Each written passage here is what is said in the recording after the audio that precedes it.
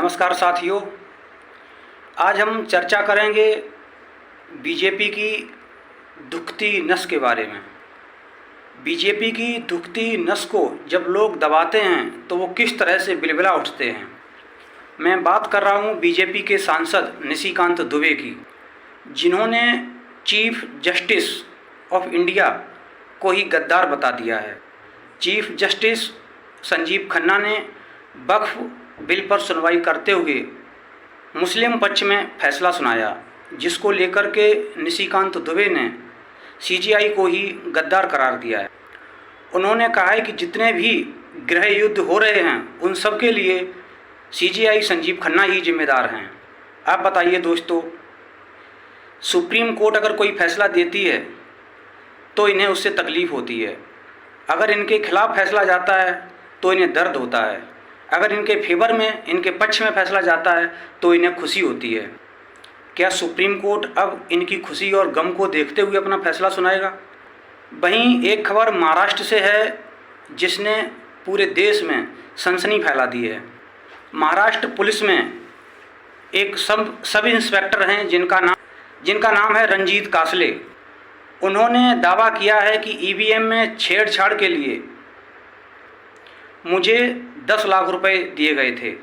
अब बताइए दोस्तों, ये किस तरह के लोग हैं, ये किस तरह के देशभक्त हैं, जहां लोगों को पैसे देकर उनका मुंह बंद करवाते हैं और ईवीएम में छेड़छाड़ करके चुनाव जीतते हैं। जो लोग ईवीएम से चुनाव जीतेंगे वो जनता की कभी नहीं सुनेंगे। जनता जब जब अपने मुद्दे उठाती है, जब जब अपनी आवाज़ उठाती है, तो ये लोग जनता को आतंकवादी, खालिस्तानी और पाकिस्तानी बता करके उन्हें चुप करा देते हैं। एक खबर मुंबई से और निकलकर सामने आ रही है जिसने भी बहुत ही सुर्खियां बटोरी हैं। मामला है मुंबई के जैन मंदिर का। बीएमसी ने एक बहुत ही पुराना जैन मंदिर बुलडोज़र से गिरा दिया है, जिसको लेकर एक सरकारी कवित्री जिनका नाम है अनामिका अंबर जैन, वो बिलबिला रही हैं। उनका कहना है कि क्या बीएमसी कोर्ट से ऊपर हो गई है? कोर्ट का फैसला आने से पहले ही बीएमसी ने वो मंदिर क्यों गिरा दिया है? अब आप सोचिए दोस्तों, जब उत्तर प्रदेश में योगी जी बुलडोज़र चला रहे थे तब ये कितना खुश होती थीं। ये गाना गाती थीं कि यूपी में काबा, यूपी में बाबा। दोस्तों, ऐसे लोग ही सरकार को बढ़ावा देते हैं। जहां सरकार से सवाल पूछना चाहिए, सरकार को दोषी ठहराना चाहिए, वहीं सारी सरकार की ये लोग तारीफ़ करते हैं, और जब इन पर खुद बीतती है तब ये अपना दुखड़ा रोते हैं। दोस्तों, वहीं बीजेपी में एक से एक बड़े जुमलेबाज और एक से बढ़कर एक नमूने भरे पड़े हैं। उत्तर प्रदेश के मुख्यमंत्री योगी आदित्यनाथ जी कह रहे हैं कि जिन्ना के कारण पाकिस्तान और बांग्लादेश में हिंदू मारे काटे जा रहे हैं।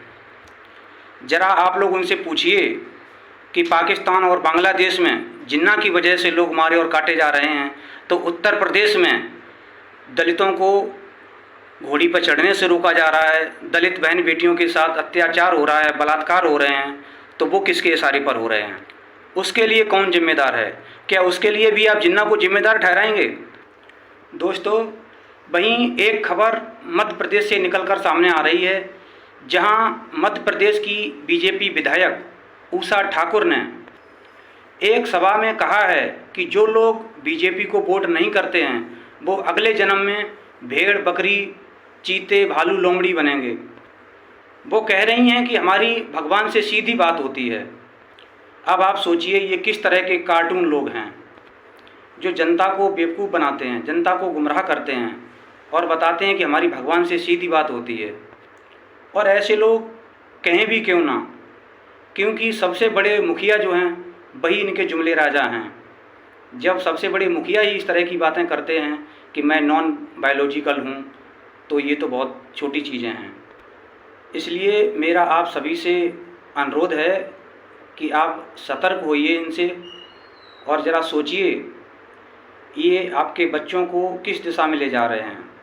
कहीं ये कहते हैं कि हमारी भगवान से बात होती है, कहीं कोई कहता है कि मैं नॉन बायोलॉजिकल हूँ, कहीं कोई कहता है कि आप अगले जन्म में भेड़ बकरी बनेंगे। तो जब सब ये इतने ही योग्य हैं, इतने ही ये इतने ही ये दूरदर्शी हैं तो फिर ये राजनीति क्यों कर रहे हैं? इनको तो भगवान बनकर के किसी मंदिर मस्जिद में बैठना चाहिए था जहाँ इनकी पूजा होती। दोस्तों, ऐसे लफंगे लोगों से बचिए, ऐसे जुमलेबाजों से बचिए और अपने बच्चों के भविष्य को बचाइए। जब तक आप नहीं सोचेंगे, इनसे सतर्क नहीं होंगे, तब तक आपके बच्चों का भविष्य अंधकार में होता चला जाएगा। धन्यवाद साथियों।